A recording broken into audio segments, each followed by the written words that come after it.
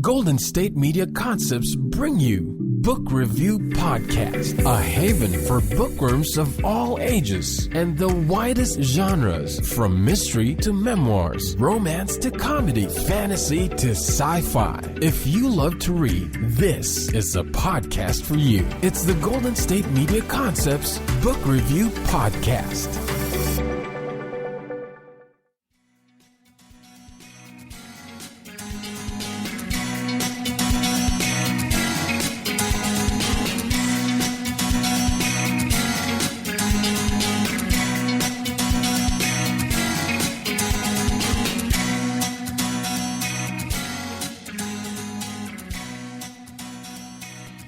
Hello and welcome to the GSMC Book Review Podcast, brought to you by the GSMC Podcast Network. I am your host, Sarah, and I am happy to be with you on this Thursday to talk about books. I have titled this episode Fantastical, which I actually had to double check and make sure that was a real word, because I do like to make up words, where you just make a word into an adjective or an adverb.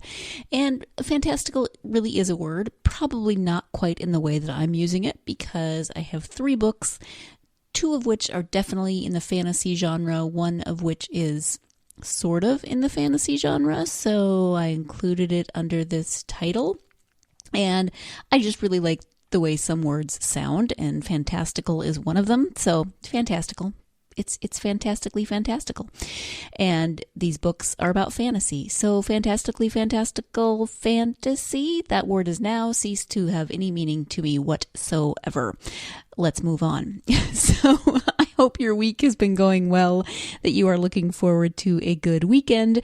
Before you get to that weekend, let's talk about some books. And the first one I'm going to start with, all 3 of these books are books that I have recently finished listening to on audiobook.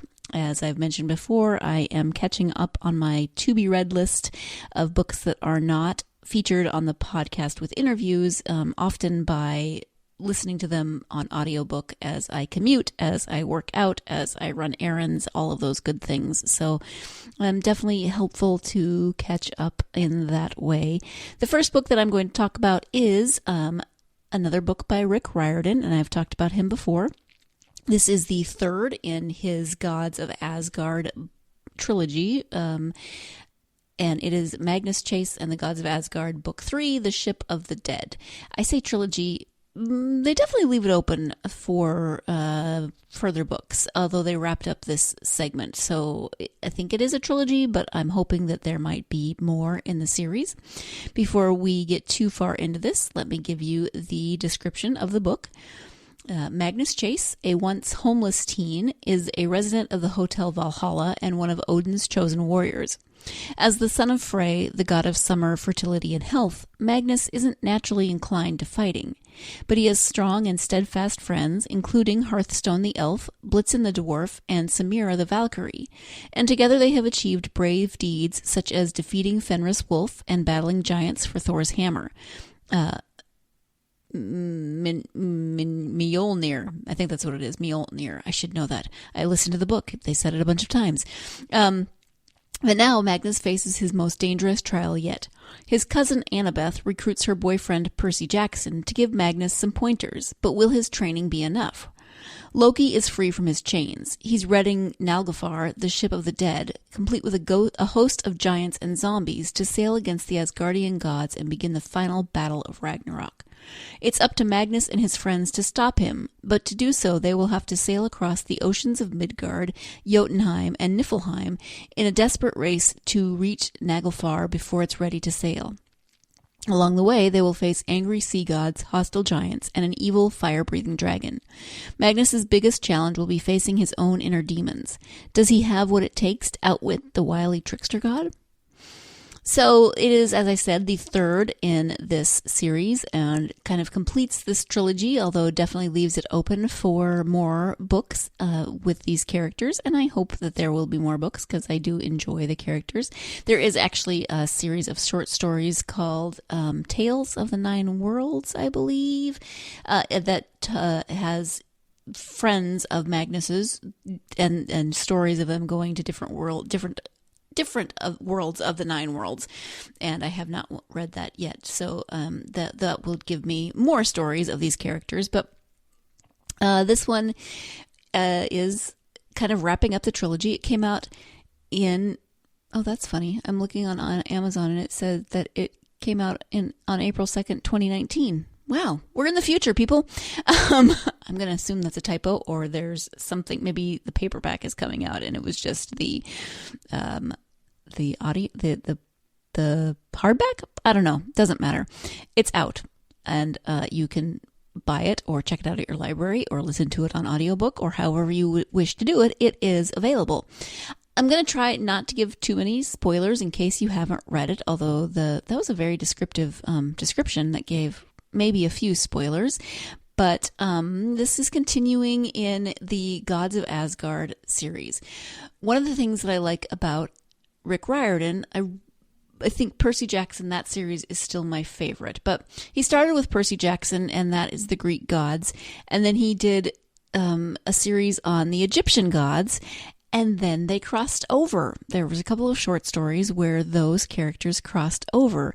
And I loved that. Then there was a second series involving Percy, and we found out that there were also Roman gods and Roman demigods. And so there was that series. Now we have Magnus Chase and the Gods of Asgard. And you knew pretty much from the beginning that there was going to be crossover because Annabeth appeared. And Annabeth and Magnus have the same last name, Chase. They are cousins.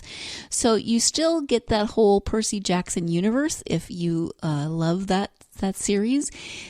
But you get different gods, and it's really interesting to see the way that Riordan puts things together and explains, how all the different gods are still existing and how that works in terms of, well, there's multiple sea gods, so how does that work? And how do they exist all on the same plane of existence, or however you want to explain it? So I really like that he keeps crossing over, having crossovers between these series, and I'm excited and interested to see where that goes. One thing that I will say about this audiobook series, and I've listened to all 3 of them on an audiobook, is that all 3 of them have a different narrator, which I don't like. And I understand that things happen and you have to go with what you have sometimes. But to me, it's really distracting especially because I listened to the first 2 again before I listened to the third one, just to refresh my memory on the story. And having 3 different narrators means that all the characters have different voices, and it's jarring when you switch from one to the next, and you have to get used to what character sounds like what and how you already had something else in your head. So for me, that definitely bugged me. A few things that I liked. I like the story. I like Magnus as a character. I really like a lot of the secondary characters. He's surrounded by friends who have different sets of skills, which is great because then they all work together. His friend Samira is a Valkyrie, and she's also Muslim, which is a really interesting combination. And in this book, it's Ramadan, so she is dealing with being a Valkyrie in service to Norse gods, but also being a devout Muslim who is practicing and participating in Ramadan, which means that she fasts until sundown and she can't do other certain things, but they're on a quest. So she has to figure out how that works and how to maintain her devout faith in this. And I really love that he brought that in because it gives gives the reader a different insight, maybe into Islam, maybe into Ramadan. Maybe they didn't fully understand what that meant. And it's interesting to me the way she balances being both Muslim and the daughter of Loki, a Norse god. And I love that. Another character that I appreciate is Alex, who appeared in the second book and is again in this one. Alex is gender fluid, meaning some days she identifies as female, and some days he identifies as male. Is female, not only identifies, but is. And Alex always says, "Today I am male. My pronouns are his and he," which I like because there's definite clarity, and Alex is not afraid of setting those boundaries and saying, this is who I am, these are my pronouns, you as my friends need to respect me as I am. And I love that Riordan is so inclusive in his writing. Although I have read critiques of that people are upset. I actually have a friend who not just this book, but is kind of annoyed in general that every TV show, every book series now has to have an LGBTQ, there's more letters that have been added on now, character, because he says that's not realistic. And I say, okay, but I am not, I'm a massive flaming introvert. I have friends and I have a group of friends, but it's not like I have a huge sprawling group of friends. And yet within that small group of friends, for me, the introvert, I have friends who are gay. I have friends who are transgender. I have friends who are bi. I have friends who are asexual. I have friends that run the gamut of the LGBT community. And so if I know that many people who are in that community, then yes, I want to see them represented. Obviously, they are out there, and you probably know many as well, so why shouldn't they be represented? So anyway, I'm not really going to be on my soapbox too much about that, but I personally appreciate the representation and the way Riordan includes so many different types of people from different walks of life and different religious backgrounds, different backgrounds of all kinds. And for me, I like that, especially because these are young adult books. And so for young adults to see themselves represented in these stories is really, really important and really wonderful. I enjoyed the book. I liked the way things were wrapped up. I felt like they were wrapped up for this section of the story, but definitely left room for more story. I want to know. There were a few things that could take off in a couple of different directions, and so I want to know about those things, and I want to spend more time with these characters.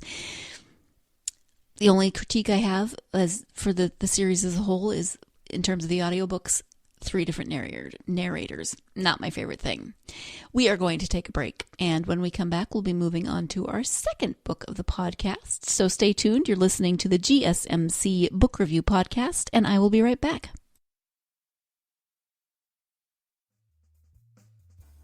Hi, this is Sarah, host of the GSMC Book Review Podcast. As not only the host of a book review podcast, but also someone who loves to read, I get excited when I get to recommend books for you, and I have one of those today.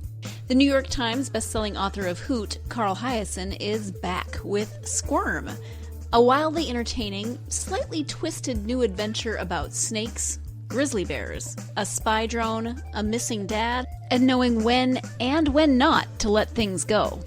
Squirm is recommended for readers ages 8 through 12, so if you have someone in your life who might enjoy this book, or someone in your life who you already know loves Carl Hiaasen, maybe you love to read together as a family. Whether you're already fans or you're looking for something new to read, I can definitely recommend Squirm by Carl Hiaasen. Support for this message comes from Random House Children's Books, and Squirm is available now wherever books are sold.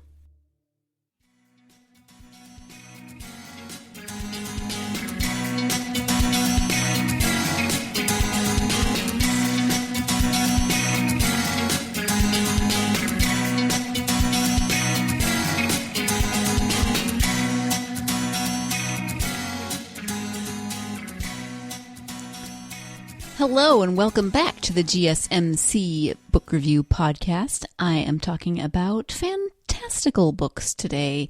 Started out talking about the third Magnus Chase book in that series, and now I'm moving on to another children's / young adult, even adult fantasy book. This one actually is from 2012, and just the name alone gives it a fantastical quality. Are you ready for this? You might want to sit down because it's rather lengthy. It's going to take a while. The book is called The Girl Who Circumnavigated Fairyland in a Ship of Her Own Making Yes, that is the title. The Girl Who Circumnavigated Fairyland in a Ship of Her Own Making. And it is by Catherynne M. Valente. And as I said, it came out in 2012. A couple of years ago, I was looking for new authors, new books to read, and so I put out on Facebook, what are you reading right now? What are your favorite books? Who are your favorite authors, etc.? And my friend Cami, who has actually been on this podcast, Camille Greep, if you haven't read her books, you definitely need to look her up and go read them. She recommended this book, and I was like, yes, I need to read this book. Just the name alone makes me want to read this book. And then I'm embarrassed to say that one thing led to another, and I did not get to it until just in the last month. And I am sad about that because I should have read it sooner. It is fabulous. It is so interestingly written. And it's read by the author on the audiobook that I listened to. So she, obviously she knows what she was thinking when she wrote and how things should be phrased. And so I don't know if that's part of it, but just the way she writes and the way she describes things. And the title even gives you some of that. She's certainly not dumbing anything down. I mean, the title includes the word circumnavigated.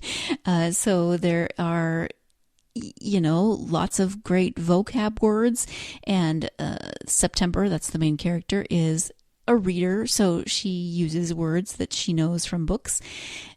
I'm getting ahead of myself. Let me tell you what the book is about. Let me give you the description. 12-year-old September lives in Omaha and used to have an ordinary life until her father went to war and her mother went to work. One day, September is met at her kitchen window by a green wind, taking the form of a gentleman in a green jacket, who invites her on an adventure, implying that her help is needed in Fairyland. The new Marquess is unpredictable and fickle, and also not much older than September. Only September can retrieve a talisman the Marquess wants from the enchanted woods, and if she doesn't, then the Marquess will make life impossible for the inhabitants of Fairyland. September is already making new friends, including a book-loving wyvern and a mysterious boy named Saturday. And this actually has illustrations. Obviously, I listened to the audiobook, so I missed the illustrations, but the artist is Anna Wan, and I've seen some of them online, and they are very, very well suited to the book and very beautiful. So, yes, September is 12, and she lives in Omaha, and it's during World War II. That's never specified, but you pretty much get that impression because there are radios and newsreels about the war, and her mom goes to work in an airplane factory because there aren't enough men. So, all those clues point you in the right direction. September is kind of an ordinary girl, but she's read books about fairies, and when the opportunity arrives in the form of the Green Wind, who comes and asks her if she wants to go to Fairyland, she says yes. And then, of course, she has an adventure, and there is a quest and an adversary. She makes friends. All of those good elements of a fantasy novel are in there.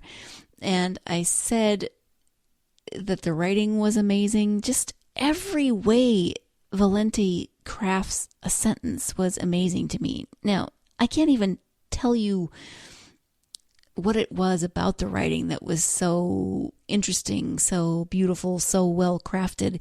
And this is probably why I'm not a writer myself, because I can't come up with the proper words to get my meaning across. But it is just very well written. Okay, so first of all, it's a very long title. The Girl Who Circumnavigated Fairyland in a Ship of Her Own Making. All of the chapter titles are even longer. So there might be, so let's pretend that that is the chapter title. The Girl Who Circumnavigated Fairyland in a Ship of Her Own Making, in which September XYZ 1, 2, 3, and it kind of outlines what the chapter is going to cover. So the chapters are, they're very descriptive. The chapter titles are very descriptive, and it's just a fun book. September is your kind of ordinary, not ordinary, atypical, but typical heroine.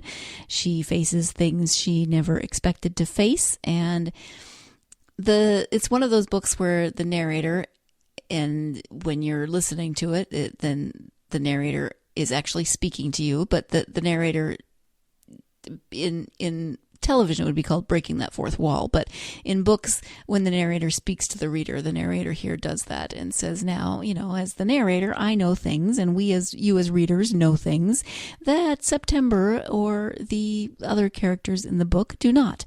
The description talks about the wyvern, who is actually the product of a library and a wyvern. Its father was a library, and its mother was a wyvern, and so his name is A through L, and he has siblings who are the other letters of the alphabet, and he has read everything in the library A through L, so he's an expert on certain topics as long as they start with the correct letters. I love that. I just love all the different characters because it is fantasy, and there are certain things that you expect from books about fairies that you've maybe read, the admonition not to eat or drink while you're in fairyland.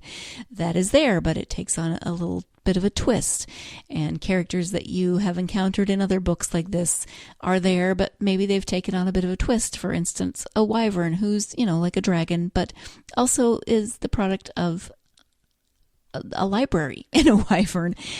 So he calls himself a wyverary. A wyverary? Is it wyvern or wyvern?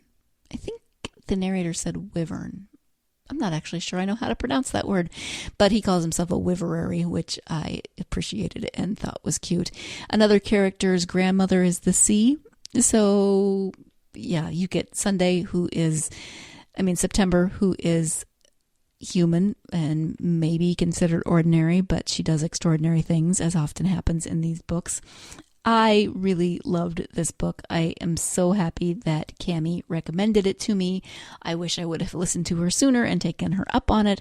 I am now, just yesterday, started listening to the second book, and it's a different narrator. She's good. I'm not going to say she's not. I'm not that far into it. I'm still on the first disc.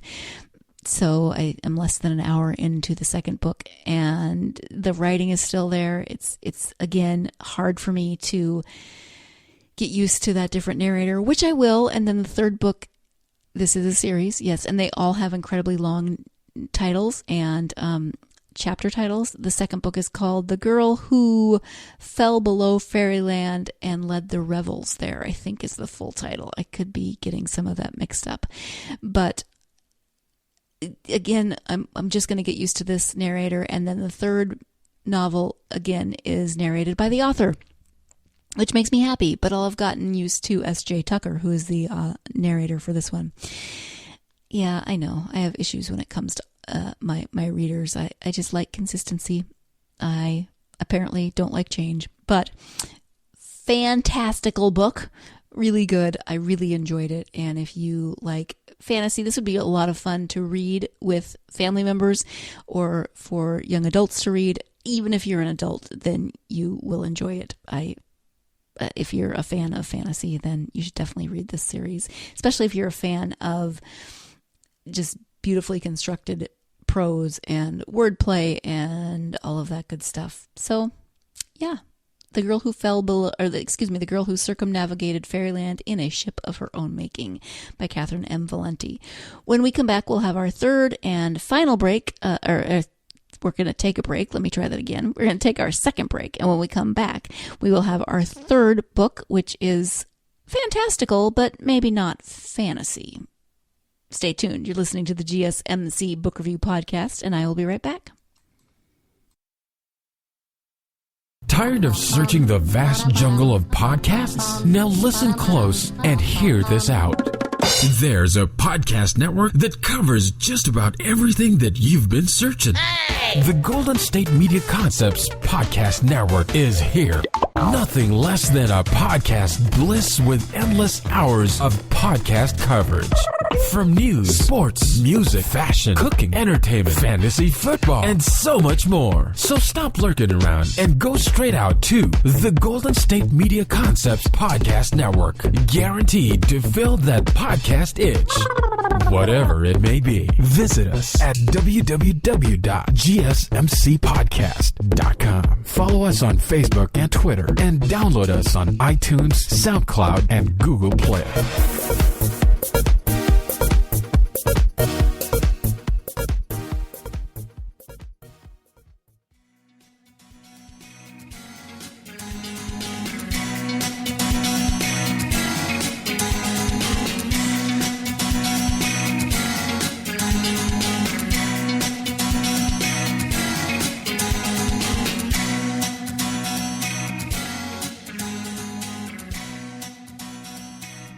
Welcome back to the GSMC Book Review Podcast and the third segment in this Fantastical episode. As I mentioned before the break, this third book is fantastical, but probably not considered fantasy, although it does have some fantasy elements to it, kind of. But I can't really tell you about that because I don't want to spoil those elements. I'm just gonna jump in and give you the description. First, the book is Fannie Flagg, and you may be thinking Fannie Flagg is not a fantasy writer. You would be correct, but her books often have kind of an element of the fantastical in them, or the maybe bizarre would be a better word. This one is called The Whole Town's Talking. Came out in paperback November of 2017, and let me give you the description of that. Elmwood Springs, Missouri is a small town like any other, but something strange is happening at the cemetery. Still Meadows, as it's called, is anything but still. Original, profound, The Whole Town's Talking, a novel in the tradition of Thornton Wilder's Our Town and Flagg's own Can't Wait to Get to Heaven, tells the story of Lorder Nordstrom, his Swedish mail-order bride Catherynne, and their neighbors and descendants as they live, love, die, and carry on in mysterious and surprising ways. Lorder Nordstrom created, in his wisdom, not only a lively town and a prosperous legacy for himself, but also a beautiful final resting place for his family, friends, and neighbors yet to come. Resting place turns out to be a bit of a misnomer, however. Odd things begin to happen, and it starts the whole town talking. With her wild imagination, great storytelling, and deep understanding of folly and the human heart, the beloved Fannie Flagg tells an unforgettable story of life, afterlife, and the remarkable goings-on of an ordinary people. In The Whole Town's Talking, she reminds us that community is vital, life is a gift, and love never dies. Again, I don't want to give too much away about... I'm sure you've formulated your own opinions on what's going on at Still Meadows, but let's talk about the book in a little bit more general terms. So first off, this is the fourth novel of Flagg's that is set in the community of Elmwood Springs. I love that we've gone back. I love that we now see the origins of the town, because Lorder Nordstrom is actually the founder of the town and so you get that backstory. But the story goes from the late 19th century through to the present, and actually a little bit into the future, because I think it's like 2021, 22 or something is the last year that gets talked about. So it's this huge expanse of time, which on the one hand is awesome because it means you get to revisit characters from the other three novels that were set in Elmwood Springs at different times, and that's great. You get some more backstory on some of the other characters that you encountered in those novels. So I love that. I kind of wish that it could have been more about that original community of Lorder and Catherynne and their neighbors. You get a lot of that, but I did love a lot of the quirkiness of their characters, the just the heartfelt moments between some of those characters. And so part of me wishes that the whole novel could have been that. Another part of me loves revisiting the characters that I encountered in the other books, and I have read all of the ones that are set in Elmwood Springs. If you have not read Fannie Flagg, or even if you have read Fannie Flagg but you haven't read any of the books that are set in Elmwood Springs, this is not the place to start. First of all, it's going to be very confusing because it's so grand in scope. or maybe it won't be, but I would say this is an amazing epilogue to those Elmwood Springs books. And if you've listened to me before, then you know I love an epilogue. And I always say, I want to know what the characters are doing from now until they die. And guess what? I do! This book covers hundreds of years, or over 100 years. And so you get to find out what the characters are doing. There are a few storylines that are thrown in that are interesting, but they don't really seem to have much to do with the rest of the novel, and they're characters that you haven't encountered before. So I was a little unsure as to why some of those were in there. I still enjoyed them, but I was kind of like, get back to the characters I know and want to know more about. So this is not the place to start. As I said, if you have not read the other Elmwood Springs, you'll definitely get spoilers about the characters and things that happen in those novels.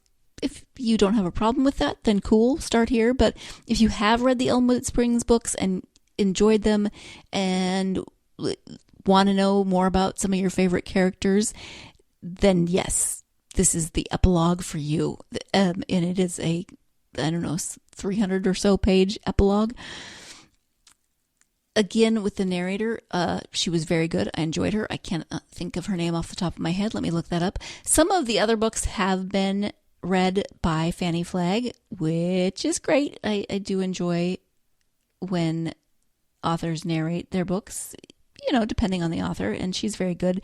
I didn't have a problem with this one not being narrated by Fannie Flagg, maybe because I hadn't just listened to any others that were read by her. And so I didn't have her voice in my head, and the narrator, Kimberly Farr is her name, is very good and there's so many voices. You're over 150 years maybe through this, so there's a lot of characters that she has to give different voices to, and she does it very well. Fannie Flagg is always hilarious, but she's also poignant, and I really just love her stories. They aren't always...